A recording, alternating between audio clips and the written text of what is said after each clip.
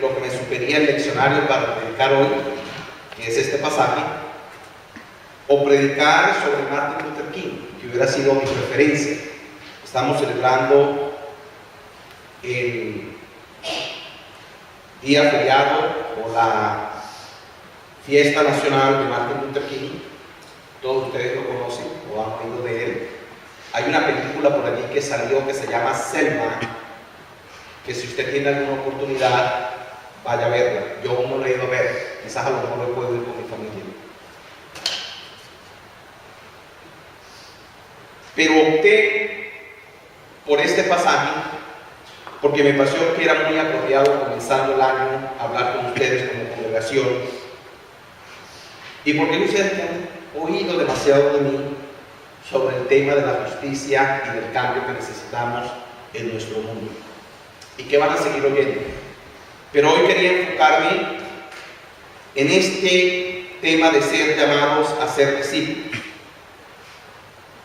Y Juan 1, 43 al 51, que es el pasaje que nos leyó Rubí, nos cuenta la historia de cómo esto comienza y cómo trabaja.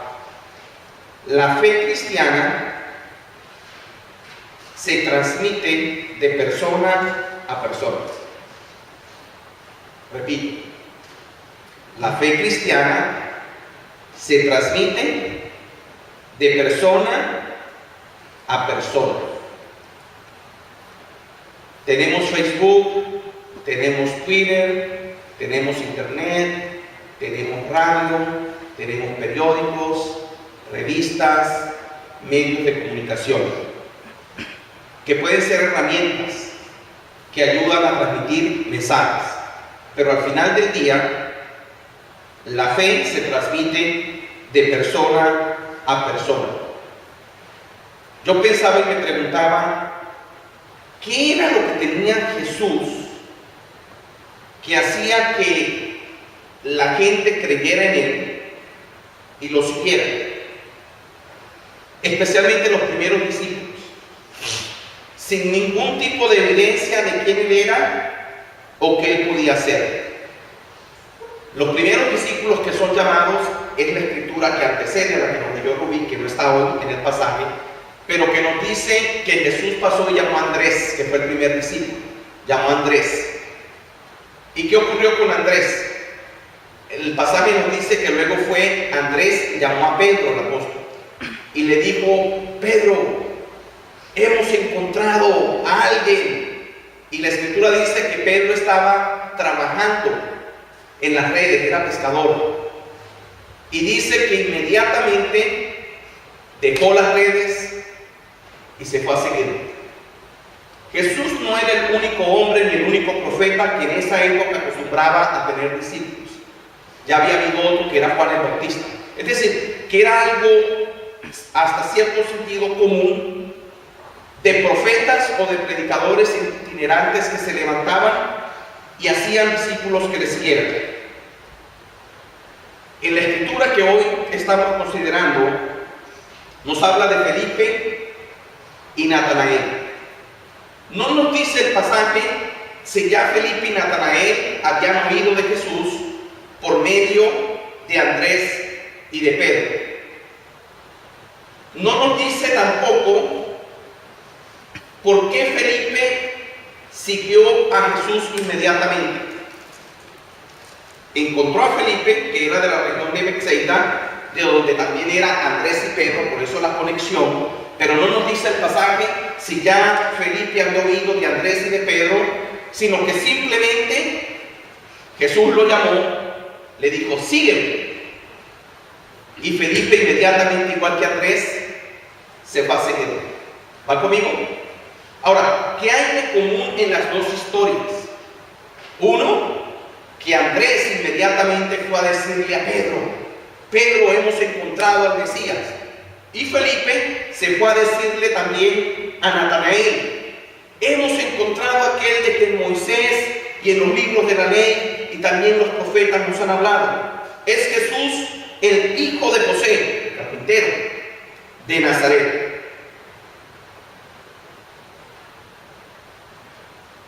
La respuesta de Natanael es muy distinta a la de Pedro. Pedro dice la escritura que inmediatamente dejó su trabajo, dejó sus redes y se fue a seguirlo. Pero Natanael no está muy seguro. Y no solo que no está muy seguro, sino que Natanael tiene un argumento muy válido, muy fuerte, muy importante, y con cierto cinismo, con una actitud de duda, con una actitud de cinismo, le dice a Felipe: ¿realmente puede salir algo bueno de Nazaret? Can something good come out of Nazareth? Algo bueno puede salir de Nazaret. Es la primera investigación o research de lo que significa vivir en un código postal con otro, o de lo que significa vivir en una ciudad importante o en el interior, por allá, en los pueblitos. Es la primera definición de lo que significa vivir en una parte donde hay futuro y en otra parte donde no hay futuro. O en una parte donde se nace y se puede llegar a ser prominente, exitoso, o en un lugar del mundo donde se nace y estás condenado a la pobreza o a nunca salir de allí. Y yo me estuve debatiendo mucho con esa pregunta. Y investigando un poco, pues la razón era natural. Nazaret era la provincia, Nazaret era un pueblito, de esos que ustedes conocen que no aparecen en los mapas, que son tan chiquitos, un cantón, ¿verdad? Un ranchito. Nazaret era cercano a la región de Galilea, donde vivían los pescadores, donde vivía la gente del pueblo, donde vivían los sobrevivientes, los que tenían que luchar día a día por vivir, donde vivían a los que el poder que se concentraba en Jerusalén y en Roma no les llegaba. En Jerusalén estaban las mejores universidades, en Roma estaba el centro del poder político, y es algo que hizo que Natanael preguntara: ¿puede salir algo bueno de Nazaret? En otras palabras, ¿are you kidding me? ¿Me estás haciendo una broma? ¿Me estás pidiendo que yo vaya a salir a seguir a un loco que salió por allá de un pueblo of nowhere, que de paso sé que es hijo de José, un carpintero, un hombre que trabaja con las manos? Tú me estás pidiendo a mí, Felipe, que yo salga a seguir a un desconocido. Y Felipe le insiste: pero ven, míralo, date la chance, date la oportunidad, deja al lado tu escepticismo, deja al lado tus dudas y ven y prueba, escúchalo. Hay algo en ese hombre, hay algo en su mirada, hay algo en su tono de voz, hay algo diferente acerca de él. Date la oportunidad y ven y síguelo, míralo, escúchalo. Y nos dice la historia que decide Natanael, aconsejado por Felipe, ir y darse la oportunidad. Voy a ver, como muchos de nosotros en alguna época de nuestra vida: ay, esos presbiterianos, vamos a ver, ¿no? O ese pastor nuevo que trajeron, ya no tan nuevo, porque ya llevo aquí más de 2 años, vamos a ver, vamos a darnos la chance. Y la historia nos dice que llegó Natanael, y cuando Jesús lo vio acercarse, antes de que llegue, le dice: mira, ahí viene un verdadero israelita en el que no hay engaño. Y Natanael, sorprendido, le dice: ¿y tú de dónde me conoces? ¿De dónde me conoces?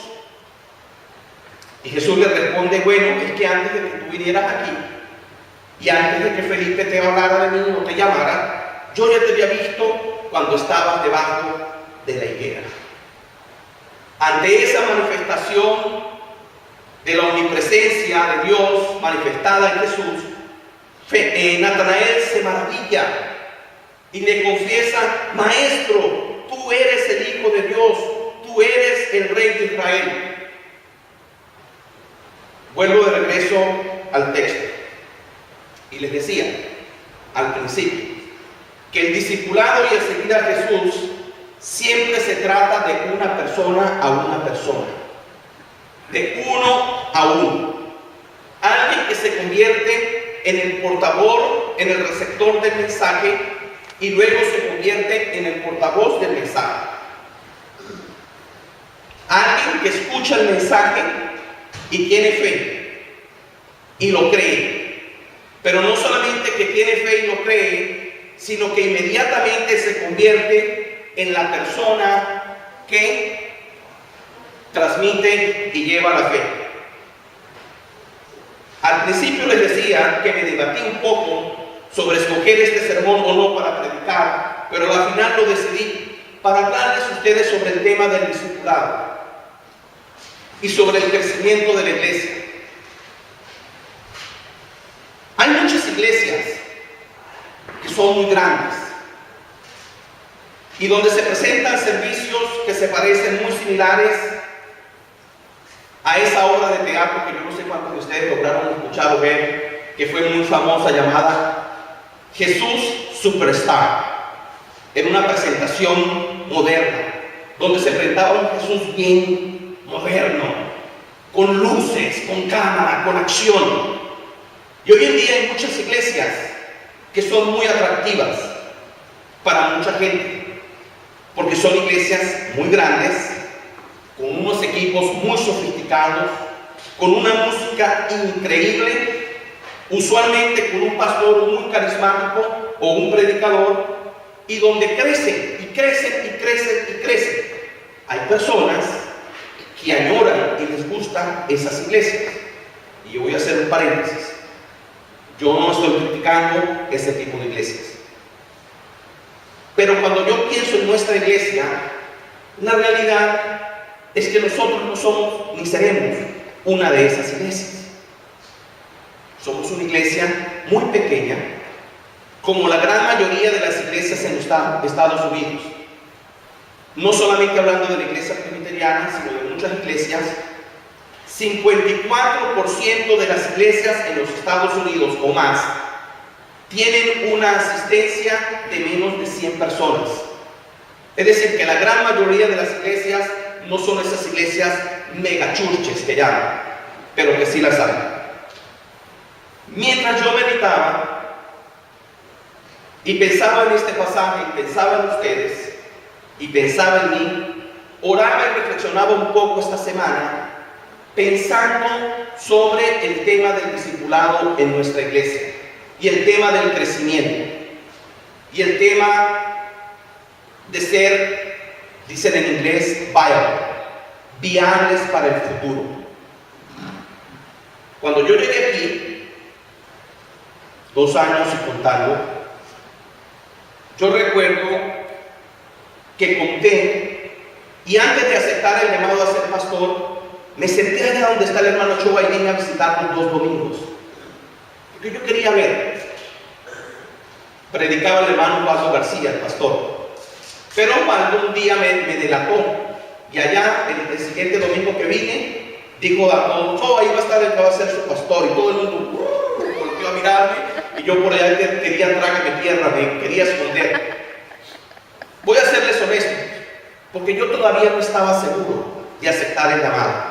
Estaba siguiendo ese proceso, como algunos del comité de búsqueda, especialmente María y otros, también estaban tratando de buscar la dirección de Dios sobre si yo era la persona que Dios estaba llamando para ser el pastor aquí.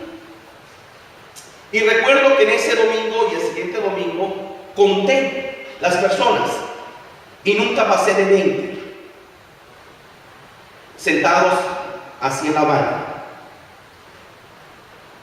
Ese primer año hicimos muchas cosas y de repente los números empezaron a crecer.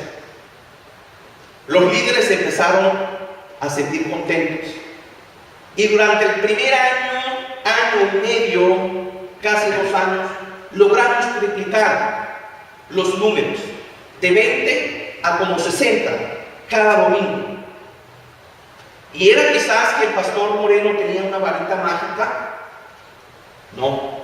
¿Era quizás que algunos se sentían atraídos y atraídas por el nuevo liderazgo? Quizás.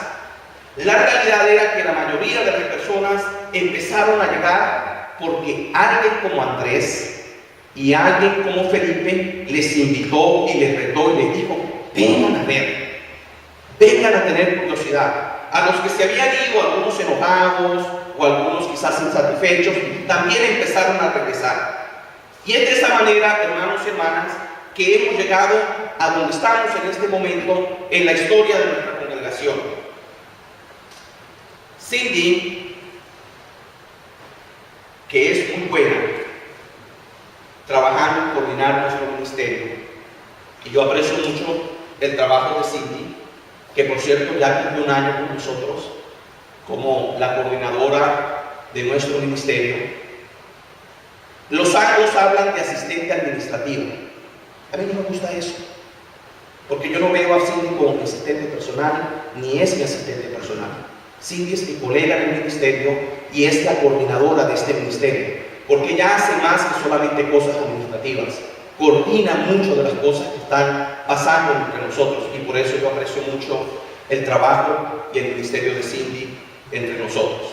Bueno, ella preparó un resumen de la cantidad de personas que vienen cada domingo a la iglesia.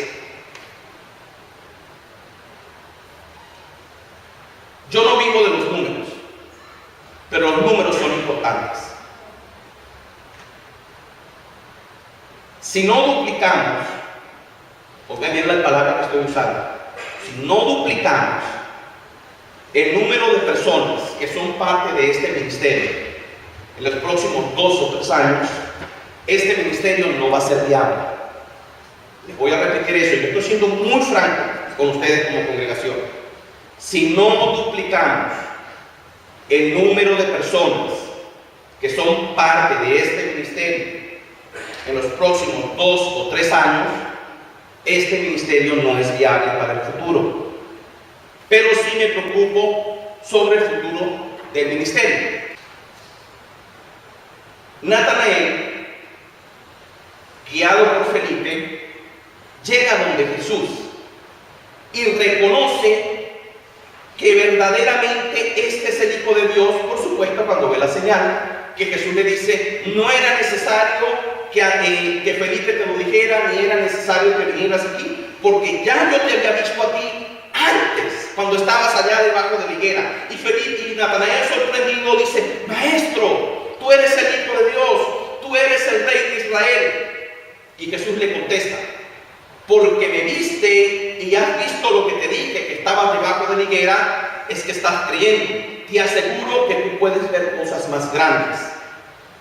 Verás el cielo abierto, verás los ángeles de Dios y verás muchas cosas en la vida para ti. Concluyo. Hermanos y hermanas, yo quiero retarles a ustedes este año como congregación a que apoyen mi ministerio, y que los líderes que ya están comprometidos, a los que ya no les puedo pedir más, o sea, yo no le puedo pedir a Fernando que haga más de lo que hace, ni a la esposa de Fernando, solamente un ejemplo, porque hay muchos que colaboran, y yo sé que a veces uno se mete en problemas cuando empieza a nombrar nombres. Ay, el pastor no me nombró a mí. ¿Van conmigo? Yo no puedo pedirle a Lili que se parta en 3 y haga más de lo que hace. Al contrario, siempre que tengo que estar pendiente, Lili, aprende a decir que no. Aprende a decir que no. Y así puedo ir nombrando cada uno de los ancianos, de los diáconos y de los voluntarios. Ustedes saben quiénes son. Yo he sido bendecido por el ministerio de ustedes, porque ustedes dan mucho compromiso. Ustedes están comprometidos con esta congregación, pero necesitamos más Andrés y más Felipes. Necesitamos que ustedes se conviertan en los mensajeros y las mensajeras que pueden ir a buscar a los Natanael y a los Pedros que necesitamos. Y díganle, hay algo bueno pasando allá en esa esquina de Pasadena. Algo distinto. No podemos conformarnos con el grupo que tenemos. Es muy bonito, sí, ser un grupo pequeño, donde todos casi nos conocemos, donde somos una familia, o como antes se llamaba, hogar cristiano. Es muy cómodo. La realidad, hermanos y hermanas, que para el futuro, 3 años, 5 años adelante, no es sostenible. Tenemos que crecer en números. Tenemos que hacer más discípulos. Yo siempre les he dicho, quiero tener el reto de que esos huecos que están vacíos allí en las bancas, que es la mitad, se llenen. Podemos llenar esta capilla y entonces allí decidir si queremos ser una iglesia grande de 200 o 300 personas o una mega church, porque eso es discutible.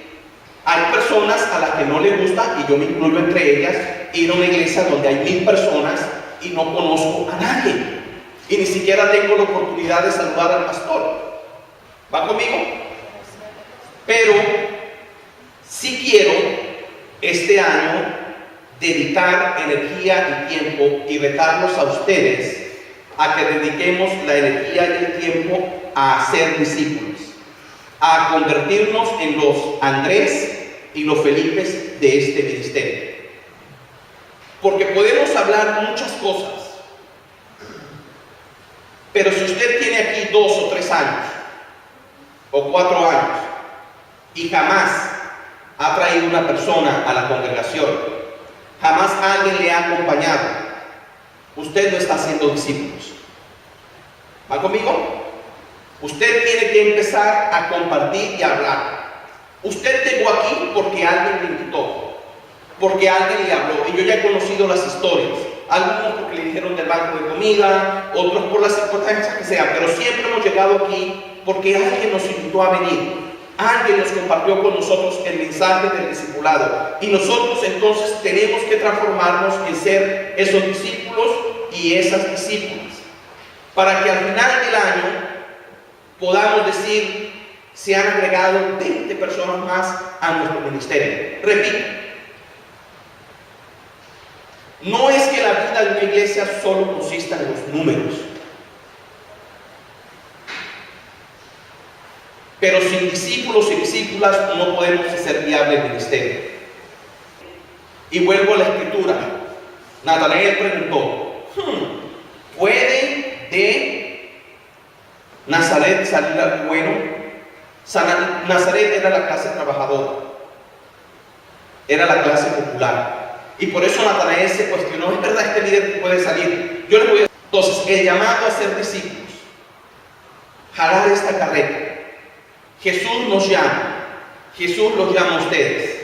Yo aprecio mucho el trabajo de los voluntarios, de los diáconos, de los presbíteros, de las presbíteras. Estoy llamando al resto de la congregación a que se incorpore ahora, a que asuma el compromiso. Y disculpen que hoy vine así tan, pero estamos empezando el año. Y lo digo por el futuro de esta congregación, para que sea viable. Ustedes se tienen que hacer fuertes, porque este ministerio, esta iglesia es de ustedes también. Ustedes no son simplemente unos invitados añadidos que han llamado, no, ustedes son parte de la iglesia presbiteriana, son parte de este presbiterio, son parte de esta congregación, pero tienen que tomar propiedad. Este ministerio es nuestro. Este pastor que nos trajeron, que hace un esfuerzo económico, la iglesia presbiteriana, para tenerlo aquí, porque por ahora nosotros no somos autosostenibles, somos un ministerio de misión. ¿Va conmigo? Todo lo que hacemos aquí es por la gracia de Dios y por la oportuna ayuda y el soporte de otros hermanos y hermanas, porque todavía nosotros no somos autosostenibles, no somos viables. Hemos crecido, hemos avanzado, pero este año yo quiero retarles a todos, a mí mismo, a la iglesia, a que tomemos el ministerio de ser llamados discípulos. y discípulas. Pongámonos en pie, disculpen que me esté dictando.